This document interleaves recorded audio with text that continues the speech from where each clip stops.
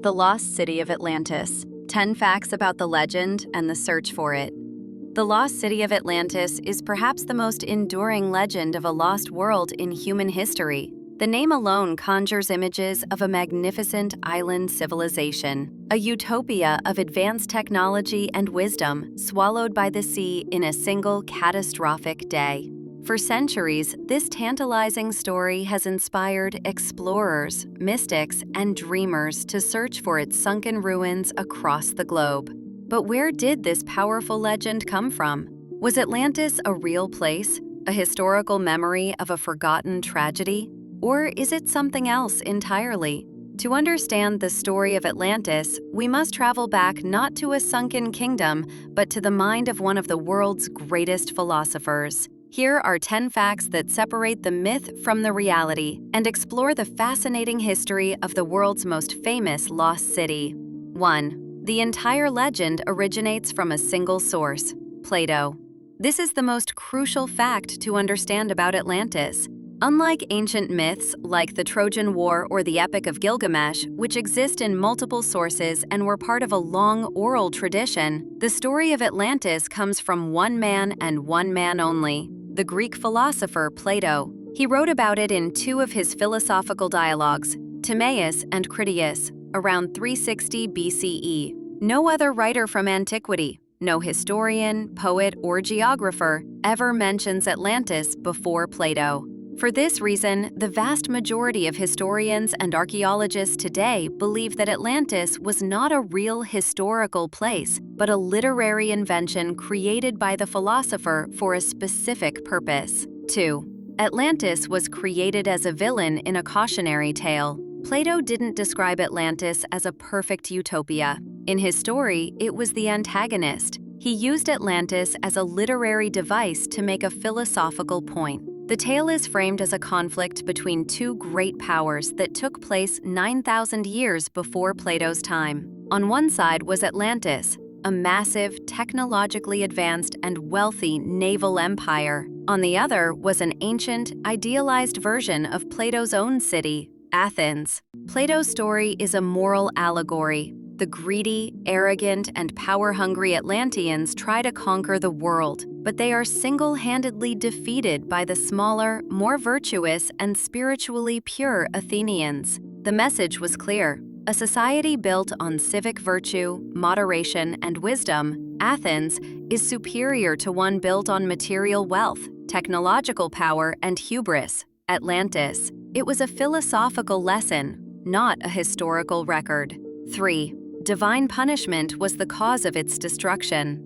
According to Plato's dialogue Critias, the Atlanteans weren't always corrupt. They were descended from Poseidon, the god of the sea, and for many generations they were noble and virtuous. However, as their mortal nature diluted their divine heritage, they became consumed by greed and arrogance. Plato writes that Zeus, the king of the gods, saw their moral decay and decided to punish them to bring them back to their senses. In one grievous day and night, the gods sent catastrophic earthquakes and floods that caused the entire island of Atlantis to sink beneath the waves, vanishing forever. This theme of divine retribution for human hubris is a classic element in Greek mythology and reinforces the story's function as a moral fable. 4. Plato's description was fantastically exaggerated. Plato provided a wealth of detail about Atlantis, but these details only serve to highlight the story's fictional nature. He claimed the island was located beyond the Pillars of Hercules, the Strait of Gibraltar, and was larger than ancient Libya and Asia combined, essentially larger than North Africa and Turkey. Its capital was a marvel of engineering, built of concentric rings of land and water connected by massive canals. The city boasted exotic wildlife, including elephants, and was adorned with precious metals like gold, silver, and the mythical orichalcum. Most tellingly, Plato dated the war between Atlantis and Athens to 9,000 years before his time, around 9600 BCE. This is thousands of years before the first cities, writing, or advanced civilizations are known to have existed, placing the story firmly in the realm of myth rather than history. 5. For over 2,000 years, it was widely considered a fable. While Plato's story was known to scholars after his death, almost all of them treated it as he likely intended, an allegory. In fact, Plato's most famous student, Aristotle, dismissed it out of hand, reportedly stating that he who invented it also destroyed it. Throughout the Roman Empire and the Middle Ages, the story of Atlantis was largely forgotten or regarded as fiction. There was no widespread belief in a literal lost continent, and certainly no active search for it. The modern obsession with finding a real historical Atlantis is a much more recent development. 6. A 19th century politician turned the myth into a mystery.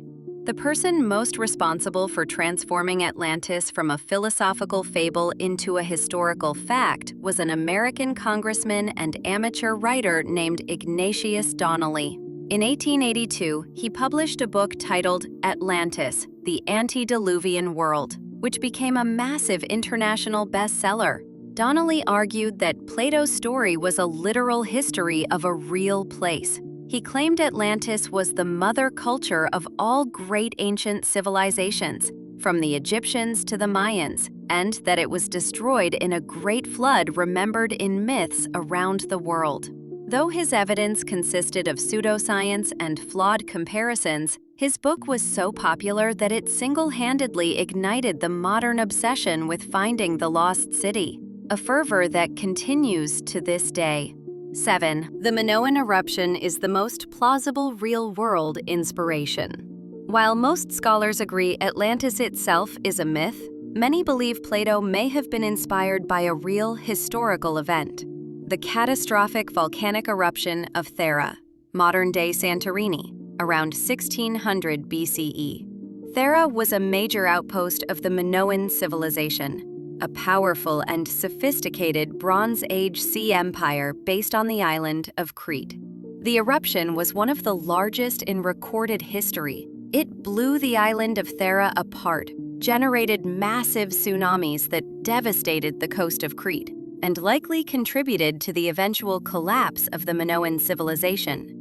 It's plausible that a distorted, centuries-old memory of this powerful island empire being suddenly wiped out by a natural disaster reached Plato, and served as the historical seed for his fictional, cautionary tale. 8. Psychics and mystics added crystals and flying machines. In the 20th century, the legend of Atlantis moved from the realm of pseudo-archaeology into pure mysticism. The most influential figure here was the American psychic Edgar Cayce, the sleeping prophet. In the 1920s and 30s, Cayce gave numerous psychic readings in which he described the history of Atlantis in great detail. His version had little to do with Plato's. Instead, he spoke of a highly advanced society with flying machines, laser-like technology, and giant, powerful energy crystals that ultimately malfunctioned and caused the island's destruction.